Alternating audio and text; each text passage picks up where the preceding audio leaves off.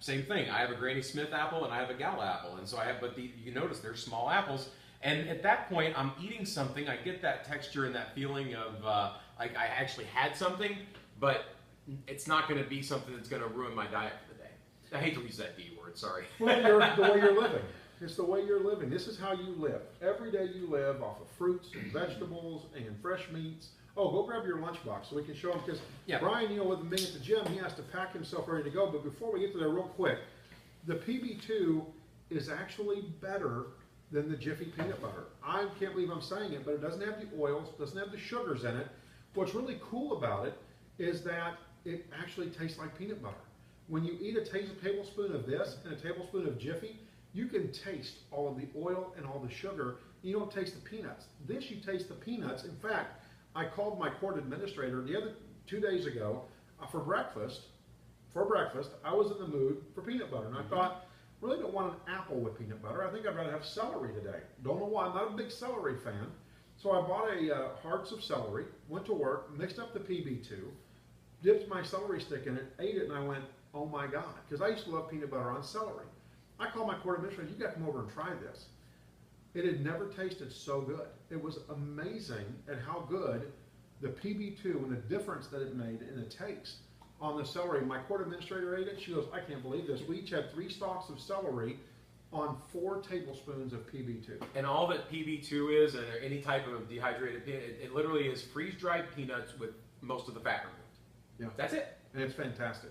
So, but Brian also, because Brian's got one of those jobs where he may not be able to get home to cook, he can't bring a fancy doodad like I've got, the convection burner, so Brian has to pack. And I'm working people like you out all day, so my day starts at 5 a.m. and I told you for work I'm up and I'm walking the dogs, and so what I do is I prepare all my food for the week on Sunday. I'll grill. I'll take, like, for instance, the package here I have of chicken legs. I'll take the skin off chicken legs, put some seasoning on there, grill up a whole family pack of chicken legs for just myself and my wife. And I'll also do that with, I'll put small sweet potatoes on the grill and cook them that way. I know that seems odd, but I just love doing that. And so then I put everything in individual baggies ready to go in my refrigerator. So that morning, all I have to do is take my lunch bag, open it up, and then put in what I need. And I usually get to go home in the middle of the day, so I don't need to fill it super full, but enough that I'm not making bad choices at work. Because I'm like anybody else. If I've had a full day of work and I'm starving like you when you would come home from work on the way home, I would stop off at go through a fast food place. You know, at that point, you're not making rational decisions. You're just saying, dang, I'm hungry. I just need something. I heard someone say one time that they get so hungry they could suck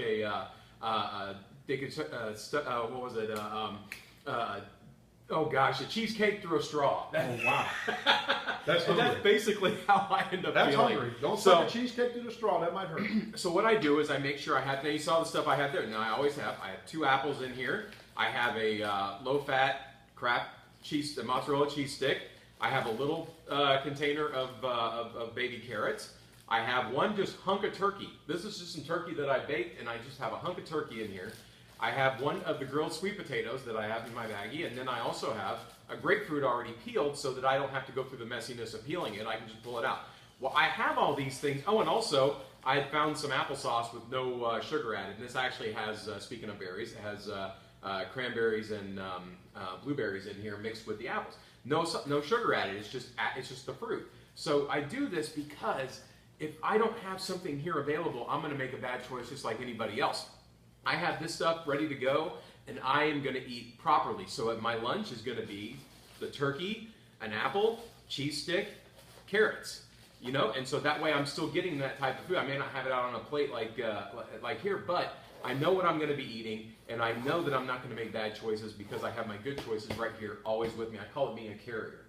And you are. He's a carrier. So, you know, here's the bottom line. And I hope what you're getting from all this is that Brian and I have figured out a really great way to take regular food, turn it into amazing food that's good for you. But what I'm hoping the message you get out of all this is that you have to learn how to live within yourself. If you can't learn to live within yourself, then you're never going to figure it out because you have to live for you.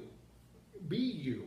Nobody else can do it. I can't do what Bill Phillips did. I can't do what Brian Beck did. I can't do what Larry North did. I can't do what John Payton did. That's right, because we're all ourselves, and we have to learn within what we love how to make it work for us so we can live within it.